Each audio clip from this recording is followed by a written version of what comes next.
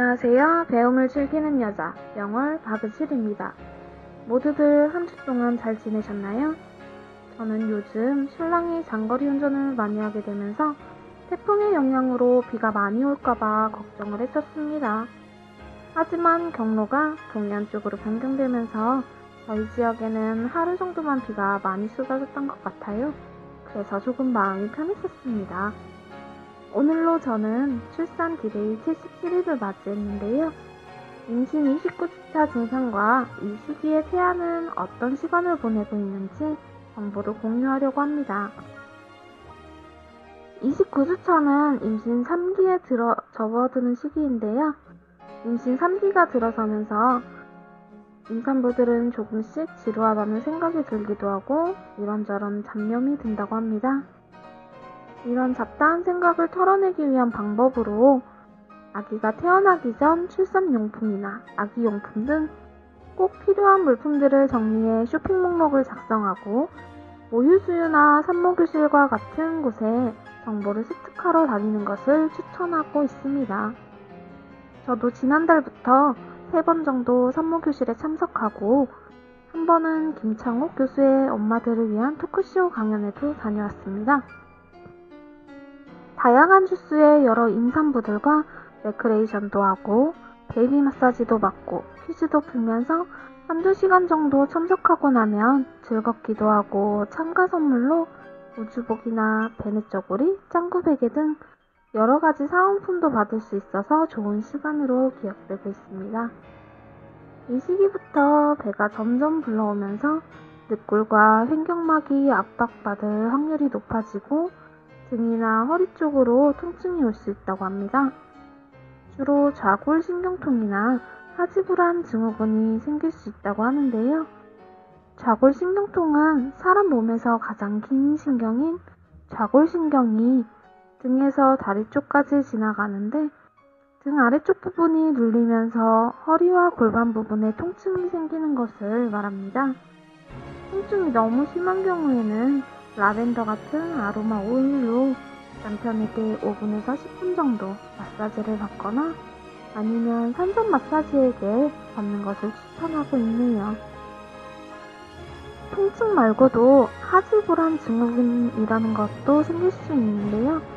다리를 계속 움직이고 싶어하는 증상이라고 합니다. 그 때문에 잠도 잘 못 자고 또 다리에 힘이 들어가지 않는 것 같은 그런 증상이 나타나는데요. 보통 철분이 부족하면 나타날 수 있다고 합니다. 너무 심한 경우에는 발을 찬물에 담궈 발에 냉기가 느껴지면 그 후에 베개를 높이 쌓아 다리를 올리고 자면 효과가 있다고 합니다. 이 시기에 태아의 키는 평균 38.6cm 정도가 되고 몸무게는 1.2kg 정도가 된다고 합니다.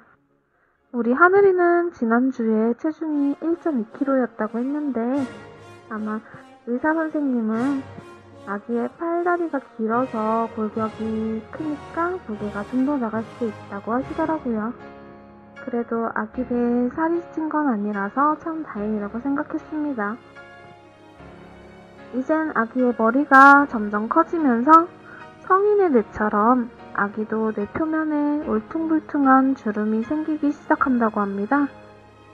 폐도 자궁 밖에서 생존할 확률이 현저히 높아질 정도로 충분히 성장이 된 시기라고 합니다.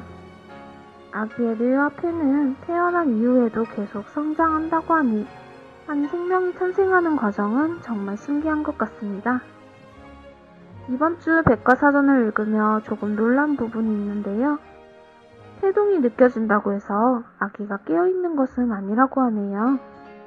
실제로 아기가 활발히 움직이는 시간은 매우 적은데 엄마가 자주 태동을 느끼는 것은 아기가 잠자는 동안 움직이는 현상을 느꼈을 경우가 많다고 합니다. 또 오른쪽에서 발로 빵 차는 것처럼 큰 태동이 있다고 해서 발이 오른쪽, 머리가 왼쪽인 것 또한 아니라고 하네요. 아기가 발을 머리까지 들고 있다가 내려놓기도 하기 때문이라고 하는데요. 그래서 반대쪽일 가능성도 있다고 합니다.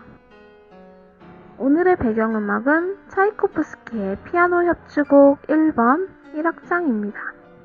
영화 그것만이 내 세상에서 배우 박정민이 쇼팽 콩쿠르 갈라쇼에서 연주했던 곡입니다. 이 곡은 차이코프스키가 모스크바 음악원 교수가 된 지 9년째 썼던 곡인데요.